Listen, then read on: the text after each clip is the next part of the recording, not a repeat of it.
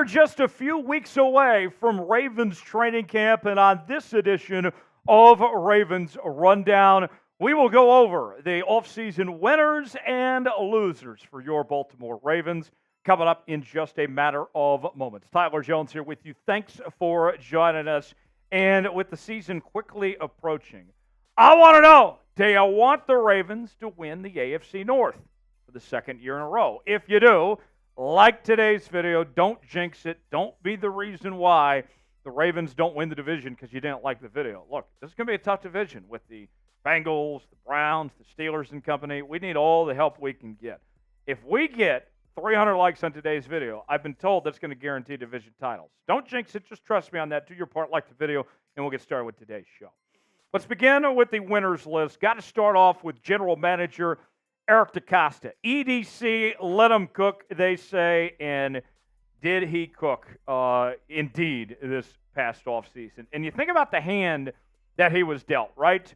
The Ravens, granted, they knew exactly what they were getting into, but it was going to be a tough offseason to manage for EDC and company with limited cap space and 20-plus free agents. There was just no way that the Ravens were going to be able to bring back everybody, even if they wanted to. And yet, even with these restrictions, with the limitations that the Ravens were dealt, I thought EDC did a really good job and made the most of what he had to work with. You look at what happened for the Baltimore Ravens this offseason. The biggest addition was adding Derrick Henry to the running back room, which was a brilliant move to add him to the equation and get a running back of his caliber who's still playing at a high level and not paying him a ton of guaranteed money either compared to other running backs at his position. The draft went really well for the Ravens, bringing in Nate Wiggins with that first-round pick at 30th overall, which the Ravens were not expecting him to be on the board when they picked at that spot. You also grabbed up Roger Rosengarten at the offensive tackle position in the second round. He's expected to be a day one starter. You did lose some big names. Patrick Queen is gone now.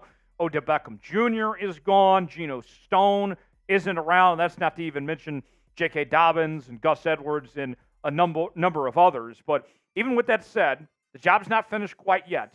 There's still some obvious needs. We'll see how the offensive line shakes out. That's obviously the biggest question mark for the Ravens right now. You could use some help at the backup safety spot and potentially another receiver there in that Ravens wide receiver room. But overall, EDC, I thought, did a really good job. How would you grade the Ravens offseason? How did DeCosta and Harbaugh and company do? It's our pinned comment today. Let us know what you think. A, B, C, D, or F. I go A-, B+, somewhere around that range. What do you guys think? Give us a grade in the comment section below. We are covering the Baltimore Ravens each and every day on our Ravens Rundown with daily news and rumors, counting you down to training camp. We're bringing you breaking news, interactive Q&A mailbags, and more. Quickly approaching 17,000 subscribers on the channel, but we need your help to get there first. Subscribe now for free. Join the flock at youtube.com/RavensTV for never-ending Ravens coverage you won't find anywhere else. Subscribe now for free. You'll be glad you did. Let's go to the losers list now. We begin with Tylan Wallace. And I got to tell you, I thought there was so much potential with Tylan Wallace. A Biletnikoff Award winner at Oklahoma State, was brilliant with the Pokes, and found his way to Baltimore, but has never really broken the ceiling, if you will, into the rotation of among the Ravens receivers. And he's had opportunities to do so, as wide receiver's been a question mark for Baltimore over the last couple of seasons. And this offseason, OBJ moves on, but the Ravens still bring in guys like Tez Walker in the fourth round, who had a very good minicamp and a very good OTA period. He seems to be seeing his stock rise. You brought in Hardy, who's expected to be your main kick/punt return guy coming over from the Buffalo Bills. And the idea was that Tylan Wallace was going to play a key role in special teams, and that he was going to compete for one of those receiver spots. But now with the additions of Walker and Hardy, it seems like Wallace could end up being the odd man out here. You look at the statistics, and he hasn't done much in the 37 games he's played in his career. 7 catches for 67 yards, 9.6 yards per reception. Tylan Wallace is going to need to come up big. He's going to need to show up and show out in training camp in the preseason if he's going to be able to snag a spot on the final 53-man roster for Baltimore, but he's got his work cut out for him at this point. Back to the winners list, we find Kyle Hamilton. Kyle Hamilton was the talk of the offseason. Every single day, we heard something from whether it was Ravens coaches or his teammates, just applauding Kyle Hamilton in the effort and the work that he was putting in. He was the star of the offseason, if you will. And you look ahead towards 2024, I think he's bound for greatness, that he's going to do some big things. Coming off a Pro Bowl season last year where he had 4 interceptions, 1 forced fumble, 10 tackles for loss, and 81 tackles. And he's going to be a full-time safety now. He transitions over from the hybrid role where he was playing some nickel, he was playing some safety. Now he is clearly the guy in that safety room. And I don't think that it's impossible for us to be sitting here at the end of the year talking about Kyle Hamilton with a shot to be the Defensive Player of the Year in the National Football League. I think he's that good and that important to this Baltimore Ravens team. Big things to come. The best yet to come for Kyle Hamilton. Who is a winner from the Ravens off-season? Give us a name that comes to mind of our list of the names we've talked about or somebody we haven't brought up. Weigh in the comment section and let us know.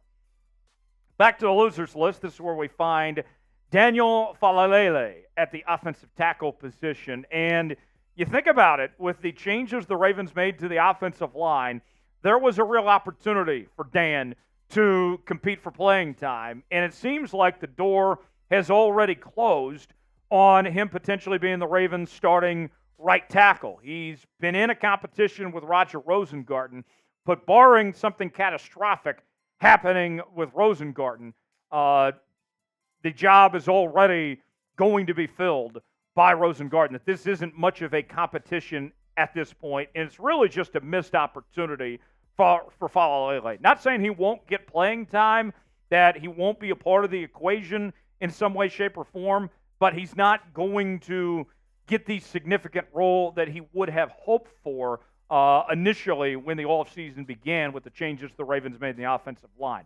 He's coming off a season where he played a total of 186 snaps, and his overall grade from PFF wasn't great. It was a 49, allowed 3 sacks, 2 hits, 5 hurries here.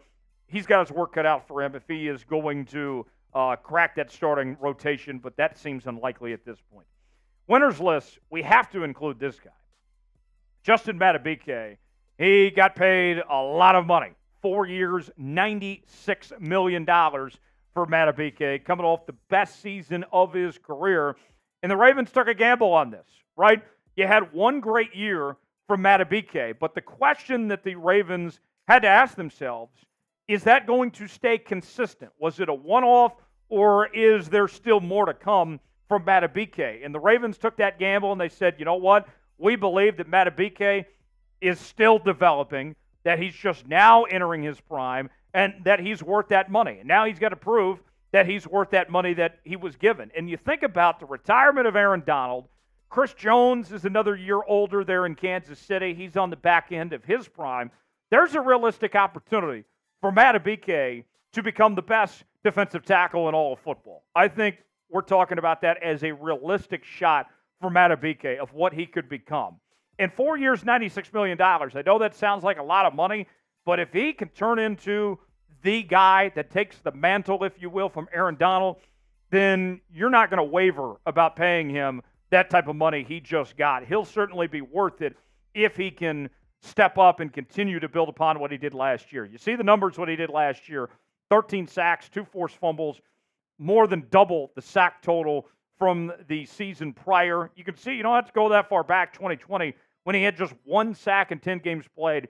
He is ascending the right direction, upward mobility, as the folks say, right? When it comes to Justin Madubuike, I'm excited to see what he's going to do in 2024.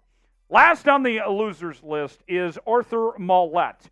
Maulet was a very solid nickel corner for the Baltimore Ravens there in 2023. And he's on this losers list not because he didn't do anything wrong, right?